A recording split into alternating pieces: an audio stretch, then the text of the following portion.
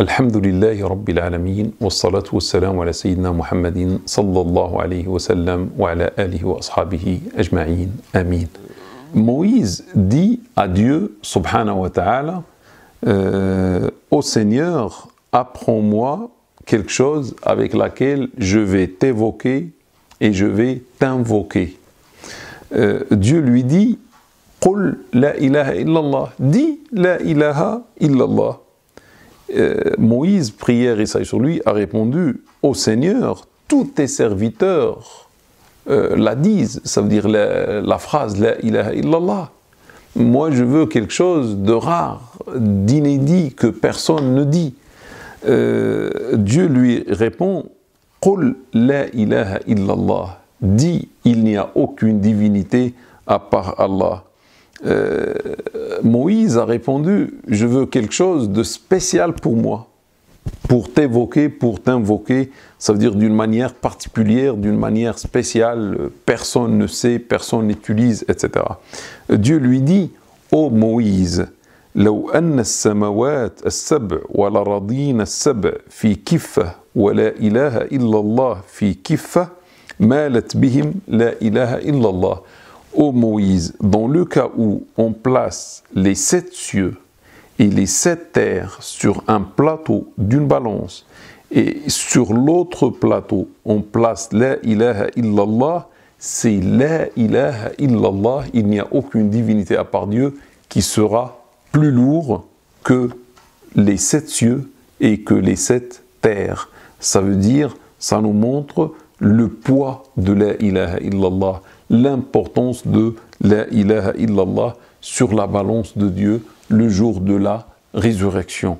Rapporté par l'imam An-Nasa'i, par l'imam Ibn Hibban et par l'imam Al-Hakim. Le prophète sallallahu alayhi wa sallam a dit dans un hadith, celui dont la dernière parole sera la ilaha illallah entrera au paradis. Celui qui va dire juste avant de mourir et comme dernière parole la ilaha illallah, il n'y a aucune divinité à part Dieu, et juste après il va mourir, ça veut dire sa dernière parole dans cette vie ici-bas sera la ilaha illallah, entrera au paradis. Rapporté par l'imam Abu Daoud, par l'imam Al-Hakim, qui a dit que c'est un hadith authentique, chaînage authentique ou chaîne de transmission authentique. Bien sûr, si quelqu'un va dire avant de mourir la ilaha illallah, c'est pas un hasard, mais ça veut dire il le disait régulièrement pendant toute sa vie. On ne peut pas penser à dire la ilaha illallah pour aller au paradis juste avant de mourir, ça ne vient même pas à l'esprit de l'un de nous.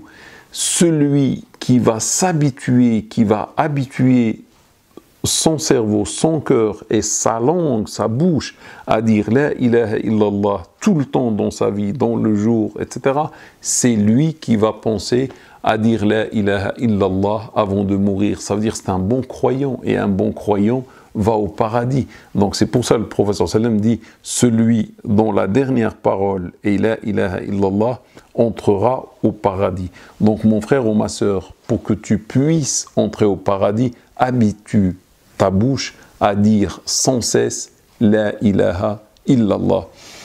Dans un autre hadith, dans une autre version, le prophète sallam dit Miftahul jannati ou mafatihul jannati shahadatu an la ilaha illallah.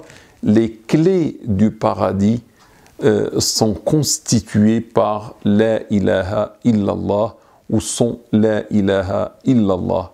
Ou bien la ilaha illallah constitue les clés du paradis, rapporté par l'imam Ahmed et l'imam Al-Bazzar.